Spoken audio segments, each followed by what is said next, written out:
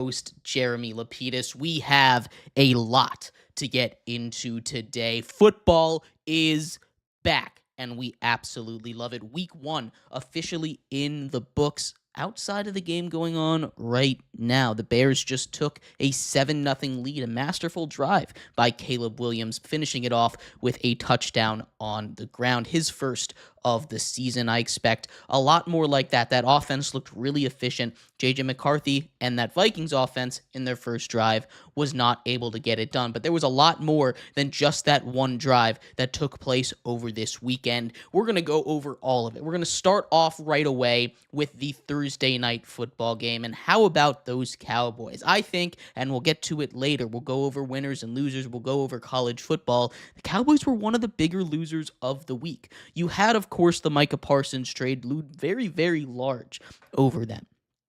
That was not the reason they lost this game. Now, the Cowboys' rush defense was atrocious, which was part of the reason why Jerry Jones justified moving off of Micah Parsons, getting Kenny Clark. They still gave up nearly 200 yards of rushing offense. They also let 3 rushing touchdowns in. So clearly that wasn't the answer. That wasn't what fixed them. That defense was really bad. A weather delay helped them. It was just a weird game overall, with Jalen Carter getting ejected before the first snap of offense by spitting at Dak Prescott. A lot of sloppy play, a lot of not great play, but the Cowboys are unable to get it done against the Super Bowl defending champions. The Eagles probably should have lost this game. As much as I'm hating on the Cowboys this week, they should have lost this game. If CeeDee Lamb, who I think is the 4th best wide receiver in the NFL, if CeeDee Lamb does not drop, not 1, not 2, not 3, but 4 passes, this is a much better game for this Cowboys team. In fact, he probably has a touchdown to go with a lot of those, to go with 7 for 110 yards he had, even without catching some of those drops. That is going to be a huge piece of the puzzle there. The Cowboys look to improve, although I did like what I see out of that offense. That Friday game heading over to Brazil, the second year in a row we've seen a game in Brazil. This one went a little bit better than last year's game. No major injuries to a quarterback. We didn't have any kind of, crazy slipping problems like we did last year at the beginning of the game, but the Chiefs and the Chargers played a game of football, and the Chargers came out and put the world on notice. The Chiefs looked concerning. Justin Herbert put the haters on notice. A 300-yard, 3-touchdown game for Justin Herbert, exactly what the doctor ordered there for him. The Chargers go out there. They show John Harbaugh is not going to be an easy out, and I don't know if the Chiefs are going to dominate this division like they have in the past. The first time in 17 one-score games that the Chiefs are unable to pull out a victory, although it did feel like if Patrick Mahomes got the ball back, the Chargers were going to lose that just because of what he was doing, right? He was making those crazy plays. He had another one of those like he did in the Super Bowl where he was jumping and he was sideways, horizontal, right above the ground getting a throw off. He scrambled around forever, just a back foot throw deep down the field that found a wide open Hollywood Brown. Of course, there was the bad too. There was the takeout of your own teammate, as, Travis Kelce takes down Xavier Worthy first play of the game. Now, Travis Kelce didn't have his greatest game. He was able to get into the end zone. Xavier Worthy supposed to be back out there day to day. They're trying to avoid surgery, but playing through that injury isn't necessarily going to be the best thing. The Chiefs are on watch. I'm not saying they're going to miss the playoffs. I've seen a lot of people go as far as to say the Chiefs are going to miss the playoffs with a tough schedule, with a not-so-great defense, which is my biggest concern coming out of that game, is that Chiefs defense. It was a massive part, and I think a really underrated part of what made that Chiefs team so good, was how good that defense was. What made them a dynasty-esque, maybe a full dynasty team, was that defense, and it just isn't there right now. That defense is not going to be able to get it done. They're not going to be able to get those stops. Even last year, the defense wasn't as good. We saw that in the playoffs. Obviously, giving up 40 points to a really good Eagles team, you might say, oh, that Eagles team was good, but still, that defense would have never been caught dead giving up 40 points to any team 2, 3, 4 seasons ago. That's something to keep an eye on as the Chiefs move on to this season. I'm sure they'll be fine. It's like the Patriots every year, right? Oh, they start off 0-1. They start off 2-2. Are the Patriots finally done? No. The Patriots are not finally done until Tom Brady goes away. The Chiefs are not finally done until Patrick Mahomes leaves, goes to another team, retires. It doesn't matter. Patrick Mahomes is going to be the great equalizer because, as he showed, he is the best quarterback in football, despite not having the weapons, despite not having the defense. He did everything he could to keep them in that game. Without him, if you just got a replacement level quarterback on that team, this is a Chiefs team that is not sniffing the playoffs right now. Moving on to Sunday's action. There were a lot of really good games. We're going to skip through some of the bad ones real quick. The Giants and the Commanders. The Giants' defensive line looked really good. The rest of that Giants team looked really bad. Bill Krosky Merritt. Shout out to Bill. He had a massive game, the 7th round rookie. He was everything and more from the fantasy community, everything that they expected him to be. They let go of Brian Robinson Jr. They basically cut without cutting Chris Rodriguez, who I thought was going to be the early season kind of guy. We still have Jaden Daniels doing Jaden Daniels style things. That is a very, very good Commanders team. Be careful as the season goes on. They're going to surprise a lot of people, although a lot of people already have them pretty high. The Cardinals and the Saints, maybe snooze fest of a game, but the Cardinals got it done. You got to win the games you're supposed to win. The Saints didn't look as bad as I thought they were going to look with Spencer Rattler, who goes 27 for 46, 214 yards. Crucially, no interceptions. Of course, you have yet another big hit taken by Chris Olave. He just seems to attract these massive hits. I don't know what he did, who cursed him in another life, what family curse the Olaves have, but he is just the target of massive hit after massive hit. Hopefully, he is okay. Speaking of massive hits, the Dolphins versus the Colts. What's going on down there in Miami? Indiana Jones. How about that? Daniel Jones with a vintage. I won't even know if you could say vintage. Maybe taking it all the way back to his very first start in the NFL against the Tampa Bay Buccaneers when he led the Giants to the win in relief of Eli Manning. He did things that no Colts quarterback has done since the other Manning brother, Peyton Manning. He is on par with Peyton Manning if you just look at this one game. Now, do I think that's going to be sustainable? No. They went up against the Dolphins team that clearly, after 1 week, is as bad as we thought they were, is worse even than we thought they were. Tua has no connection. He can't get anything done outside of his first read if it's not there. Tyreek Hill does not want to be there, and he has not had a catch over 30 yards in officially 1 year. A tweet by Ari Mehrob today, 365 days since the last time Tyreek Hill caught a ball, and it went for more than 30 yards. For a speedster, a deep threat, that is insane. That is not how you want to do it. A full calendar year. That is unacceptable if you are Tyreek Hill. Mike McDaniel's going to have to go. This is the end for that team. They went out. That defense looked pathetic. We knew it would look pathetic. They have no corners out there. They're rocking out with some backup to backup corners. They move off of Jalen Ramsey. I like Minkah Fitzpatrick enough, but he's not enough on his own to be an entire defense. The Dolphins are going to be garbage. The Colts, maybe not as bad as we thought, but again, let's not get too high. Really, let's not get too high on the Colts because it was against the Dolphins, and let's remember that. Another game that I thought was really good, really interesting coming into the week, the Raiders and the Patriots. This one could have gone either way. It turns the tide when Drake May throws a couple interceptions, a couple bad interceptions. Geno led a really nice offense, over 300 yards passing. Ashton Genty gets into the end zone for the first time in his young rookie season, his young career. Geno Smith finds his new tight end, his number one tight end over there. Brock Bowers, over 100 yards yet again. He's going to have a monster season. That Raiders offense is going to be good. The question is, can that defense hold up like they did against the Patriots, against some more high-powered offenses? Can they get this done? I'm not entirely sure. I still like this Raiders team a lot. They're bumping up a lot. Spoiler for next episode in my power rankings, but I do like this Raiders squad. How about the surprise of the week? The Steelers and the Jets. I wrote down in my notes, my first note for this game is, what?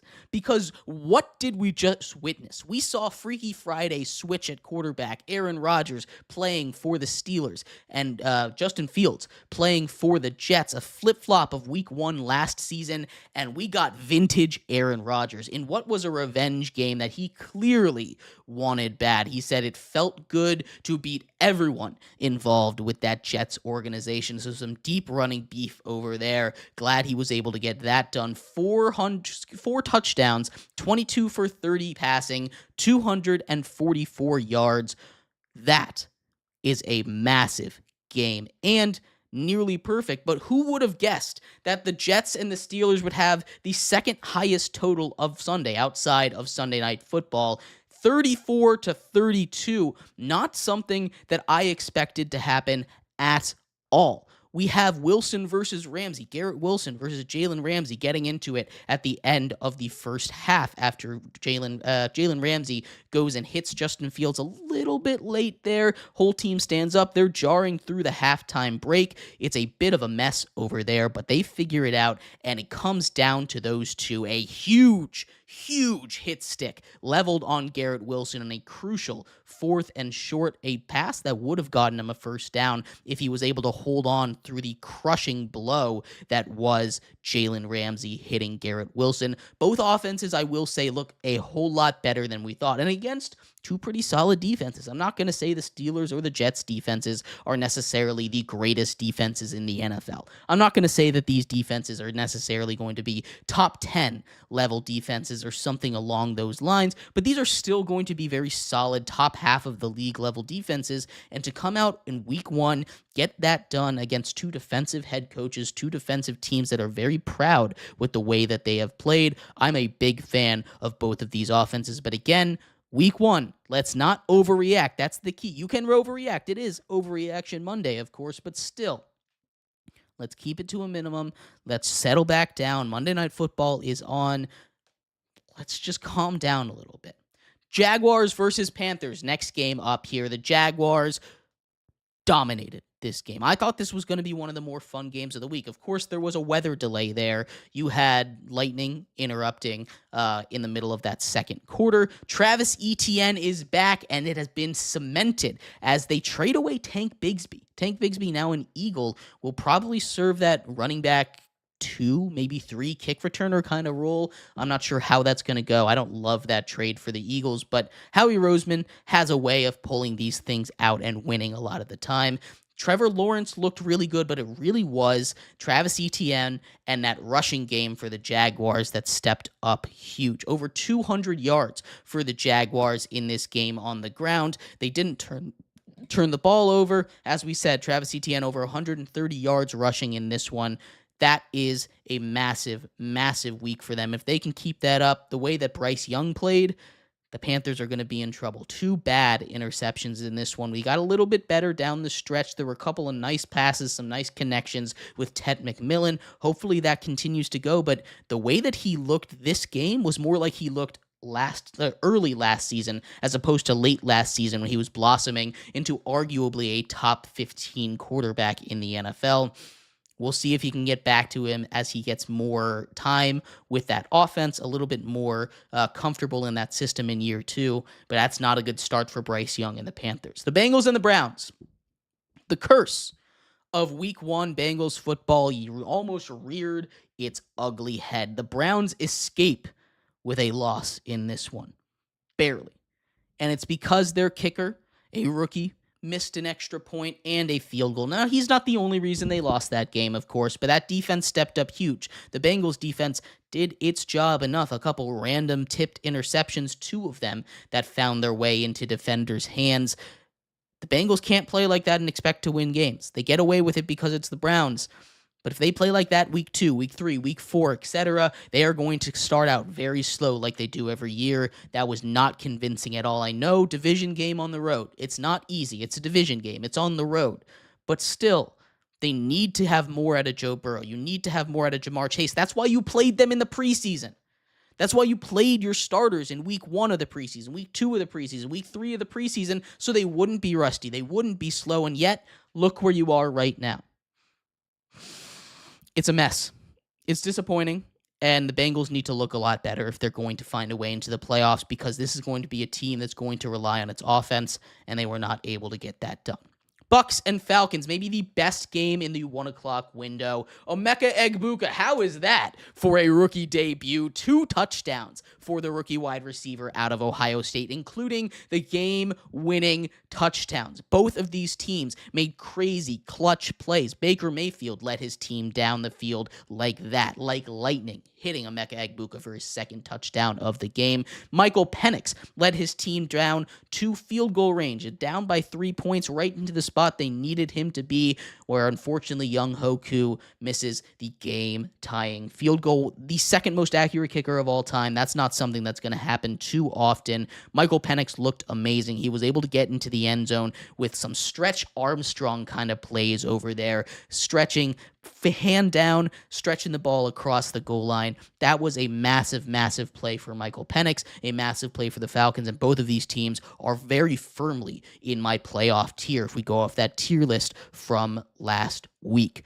Getting into the 4 o'clock window, the 49ers took on the Seattle Seahawks. That game was, in one word, ugly. Brock Purdy has an injury. We just found out right before we went live. We know there was the injury to George Kittle. He's going to miss a couple weeks with a hamstring over there. The Niners defense looked really good against Sam Darnold and that Seahawks offense. The running game for the Seahawks was really concerning. Kenny Walker wasn't able to get anything done, and Zach Charbonnet, more traditional power back, also not able to get too much done. The big concern for me on the Niners side of the ball, Purdy throws 2 interceptions. Now, of course, he's able to lead his team down the field. A bit of a jump ball throw that I don't necessarily love that works for a touchdown to a tight end that never caught the ball before. Ricky Pearsall, couple big plays down the sideline, couple deep shots that they were able to connect on. That's good, but they need a new kicker. Jake Moody really struggled last season coming back from injury, and it's the same thing now. He missed 2 field goals. Now, granted, one of them was blocked, but still, you make all those kicks, that's a 10-point game rather than a 4-point game, and you're walking away feeling a whole lot better if you're the San Francisco 49ers, despite some injuries. Brock Purdy should still be out there, but that's still something to monitor. The Seahawks, I thought they looked solid. That defense we knew was going to be very good, so maybe that's what it was part of on the Niners' part. Christian McCaffrey back, 35 touches. He's doing his thing. Had a pretty crazy play where he got launched out of a cannon. Contact balance after being hit from behind. Big hit from a Seattle defender. That's always fun to watch. But this is a very concerning start for both of these teams. That Seahawks offensive line continues to not look good at all, and I'm just not a big fan of where both of these teams are at after week 1. Speaking of 2 teams that I'm not a big fan of after week 1, the Denver Broncos and the Tennessee Titans. Oh my God, what happened in that one?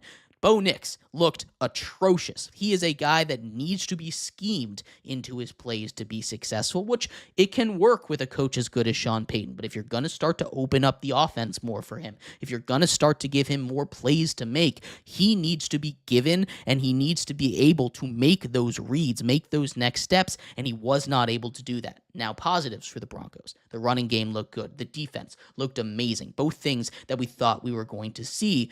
And yet Cam Ward looked really good in his debut too. He was running for his life. That offensive line was not able to help him in the slightest. And in clutch time, he made a couple really big throws up the seam, hitting Calvin Ridley in the hands, hitting Chigakonkwo in the hands. And yet they were dropped.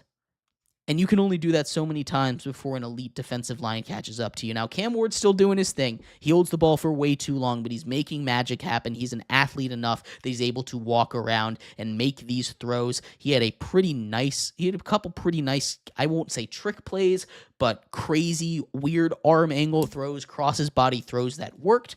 Not something I want to see all the time. But Cam Ward is a guy that knows how to handle pressure, and it's good that he knows how to handle pressure because in that Titans offensive line, behind it, he's going to be dealing with a lot of pressure. I want to see more out of Cam Ward, but I was really happy with the way he looked in his rookie season debut for the number 1 overall pick. The Lions and the Packers, oh my God, how about the Green Bay Packers? One of the biggest winners of this week is the Green Bay Packers. Of course, Micah Parsons helped transform this defense immediately. Part of why the Cowboys, one of the biggest losers of the week. But again, I'm spoiling the later segments, so just bear with me here. The Lions might be in more trouble than a lot of us thought. This is a Lions team that lost both coordinators. Head coach of the Jets, head coach of the Bears, who are now playing right now. They also lose two of their starting interior offensive linemen. That is brutal. One leaves in free agency in Zeitler, and the other one retires in Glass now, right? That is awful for them because Jared Goff, as we all know, much like Sam Darnold, is not good under pressure. In fact, I would venture to say he's very bad under pressure. He's a guy that can take you to the Super Bowl, as we saw with the Rams when you have a good offensive line. He's a guy that can lead you to 15 wins, as we saw with the Lions. Again, when you have a good offensive line. But when you are getting pressure in his face, when he is not playing with a lead, that is a much, much different story, and it did not look good at all for the Lions there. Do I think they went up on a real tough opponent in Lambeau? Again, division game on the road? Yes. Do I think it'll look better as they get more comfortable with a new offense, new defense, and these guys coming back as things continue to change around the season? Yes, but this is a real concerning look for the Lions that I still thought would make the playoffs, but after this, I definitely think the Packers are the front runners for the NFC North.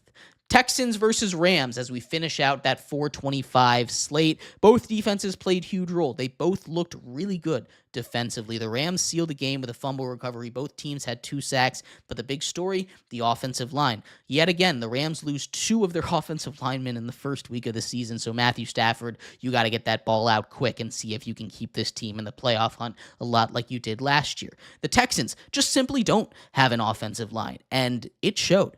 C.J. Stroud consistently under pressure, the inability to get any kind of push at the line of scrimmage to get that run game going. Nick Chubb, admirable, 12 for 60, 5 yards a pop, but still, that's not really enough for you to be a serious contender in the AFC when you have titans like the Ravens and the Bills going at it. And we get to that game. Game of the year, game of the season, game of the century, game of all time. That was something special. Sunday Night Football opens with a banger. Josh Allen with an MVP performance in the fourth quarter alone. 3 touchdowns, 250 yards for Josh Allen, the reigning MVP, as he takes his team back from down 15 points. Lamar Jackson also had an MVP-level game. Derrick Henry had an MVP-level game. Of course, minus the fumble. I know that's a big minus the fumble, but still, 2 touchdowns, 169 yards on the ground for him. That is an artistic game right there. One of the best games of his entire career. That is what you like to see out of Derrick Henry, out of Lamar Jackson. Now, you want to see more, of course.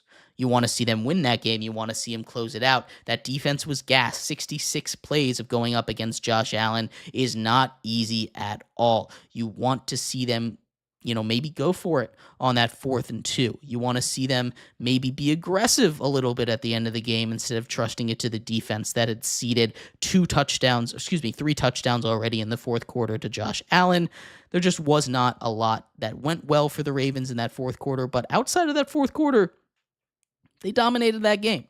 Now, the Vikings just added a field goal 7-3 as we just started the second quarter right now. That game is continuing over on ESPN, but a lot to like out of NFL football week 1. We're going to take a little bit of a pivot here, go into college football as the college football week 2 also continues to be just insane, right? We're going to start over on Friday night, selfishly, because I am a James Madison grad, and James Madison makes me very mad. And that's a very nice way of putting it. This is a 2-quarterback system that they've decided to run, and there's not the worst reason for there to be 2 quarterbacks. The reason they brought in Matthew Sluka, who was the former quarterback of UNLV last year, at least in the beginning, and then there was that NIL issue, and he decided to leave the team. He was also the quarterback, the signal caller for Bob Chesney's team over in Holy Cross. So there's a little bit of a relationship there, a little bit of, you played 4 years with me, come play with me over at James Madison now. That's why he ends up over there. But the reason they go and find him is because Alonzo Barnett III, the reigning quarterback for JMU, a really good JMU team, tore his ACL on the final play in the regular season last year. And he had a crazy recovery. 9 months, he was ready to go. He ran in a couple touchdowns in the first week of the season against Weber State. They go up against Louisville. If they win this game, it's the biggest win in JMU history. And they should have won this game. Maybe that's me just being a fan. Maybe that's me being a little bit too optimistic, but they should have won this game. They controlled this game for 3 quarters. There were 2 big plays that they gave up, the big run to Isaac Brown at the end and a blown coverage on a big slant over there by the Louisville wide receiver. That ended it for them because they couldn't get anything done. And the reason they couldn't get anything done is because the quarterbacks couldn't get in rhythm, because they have 2 quarterbacks that they kept switching in and out and in and out and in and out of these games, right? You had Matthew Sluka, who every time he was on the field, it was a run. You had Alonzo Barnett, who every time he was on the field, it was a pass. And Alonzo Barnett struggles against pressure, so whenever you saw him on the field, Louisville was going to blitz, which meant that offense was one-dimensional every single play. The Louisville defense knew what was coming every single play, and you could see it because that offense went from just about nothing, a missed trick play in the first half that could have gotten 7 more points at the end, wouldn't have mattered, to just about 0, negative, because the Louisville defense could key in on every single play. Bob Chesney needs to make a decision at quarterback, and he needs to make a decision right now, and he needs to make one that allows them to pass the ball a little bit. I know the passing offense is the weakness for JMU, but they need to figure that out. They need to figure that out quickly. Getting off my rant from JMU, let's take a jaunt around Saturday's action. The big upset, and the biggest upset overall, I've gotten all caps over here. Florida falls in the swamp to USF. The University of South Florida now is 2-0, ranked in the top 20, number 18 overall in the AP poll. You could argue they go even higher. They beat number 13 team in the nation, Florida. That is huge. After destroying Boise State, number 25 Boise State. They now have 2 top 25 victories in 2 weeks. Now they look to make it 3 as they travel to Miami to take on Carson Beck, although that Miami team looks really, really dangerous as this team continues to go. But USF, clearly the group of 5 favorite, even with a loss to Miami. They can survive that. They have the big win already. They have 2 big wins already. If they beat Miami, how high up do they go in this poll? How high up do they go for beating a top 10 team? You beat a top 25 team. You beat a top 15 team. Now if you beat a top 10 team, that program skyrockets potentially all the way up to like number 5-ish in the nation. Again, that's a lot of what ifs, but still the fact that we're able to have these conversations right now about the USF Bulls is amazing and a win in and of itself. A couple other big upsets. Clemson almost loses to Troy. They're able to pull it out in the end, but still a little bit worrying for a Clemson team that didn't look too good in week 1. At home against LSU. They pulled it out. That's all that matters, but still, they're going to fall a little bit, and they did fall a little bit outside of the top 10 for that performance. Georgia was able to take care of business, and so was LSU, but those games were a little bit closer than I would have liked to see. Oklahoma gets the only 25 versus 25 victory in this one. John Mateer looks really good on the ground through the over the air. Bryce Underwood still has work to do. He's a true freshman. Let's pump the brakes on him a little bit. I'm guilty of not pumping the brakes on him a little bit. I was all in on Bryce Underwood. I thought he would lead this Michigan teams to big, big things. Maybe he will, but it's not quite going to be this season. That offense is still a little bit bad. They'll figure it out, I believe, but I don't know if it'll be this season. Still going to be a contender in the Big Ten next year. Mississippi State, crazy upset over number 12 Arizona State. That takes out the Big 12's only really shot at getting 2 teams into the playoffs at this point. Arizona State, tough loss. They fall completely out of the top 25. They surrender a deep post. You cannot let that happen as time basically expires, and they're unable to claw back into this one. How about the Mississippi State Bulldogs, though? 2-0. The SEC, who's kind of struggled in these big matchups, gets a big win in this one from a team that a lot of people expected to be near the bottom of the SEC. I still expect them to be near the bottom of the SEC. But what does that say about Arizona State? What does that say about the Big 12? It's going to be real tough, and yet again, it's going to be crazy. The Iowa State wins the Cy-Hawk Bowl yet again, 16-13 slugfest. Of course it was. It was the Cy-Hawk Bowl. Iowa State, they're going to climb a little bit. Wasn't a super impressive win, but still, you take out your rival, it's always going to be a close game. We knew what we were going to get in that Cy-Hawk game.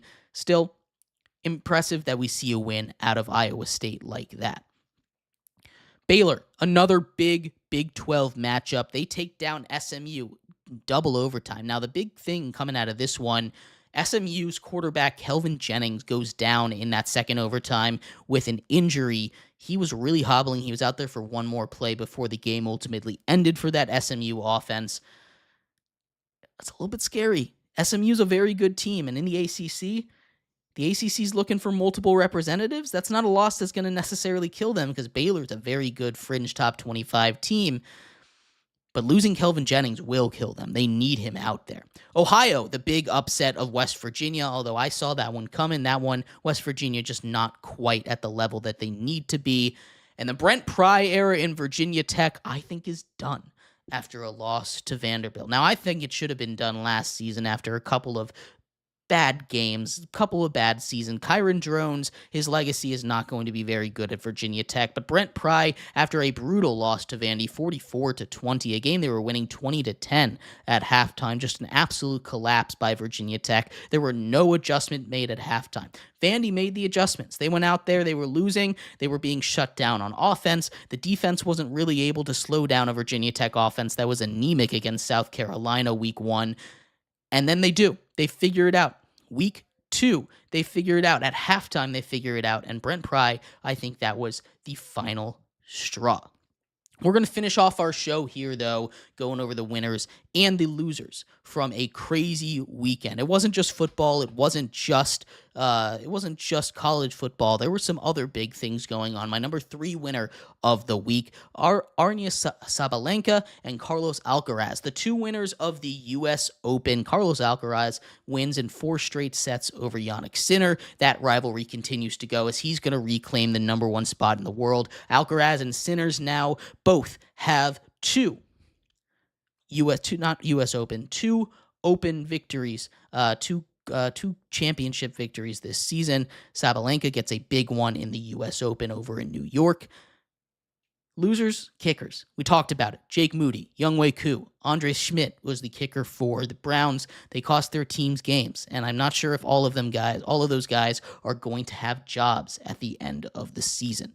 The Cowboys also big losers. We talked about it yet again already when we went over it in the NFL section. The Cowboys here lose Micah Parsons. They lose this game. CeeDee Lamb plays bad.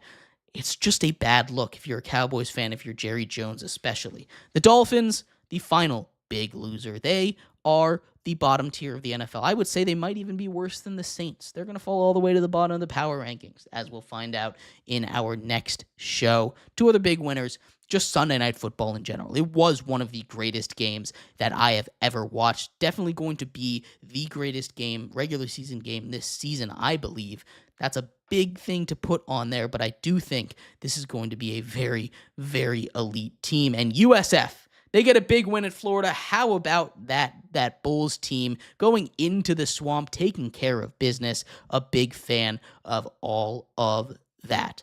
I expect them to be in the playoffs, and maybe if they can beat Miami, maybe they could even advance in the playoffs with the way that team has looked so far. That's a long way away, though, but I'd love to hear your thoughts. What were your thoughts on week 1 of the NFL, week 2 of college football, and what were your winners and losers from this weekend? Thank you, everybody, so much for tuning in to this abridged version of the Triple Threat Show. I have been your host, Jeremy Lapidus. We will be back on Wednesday. Power rankings, college football top 25, and much, much more. We'll talk about this Monday Night Football game as it's about to head into halftime. But you guys have a great rest of your night.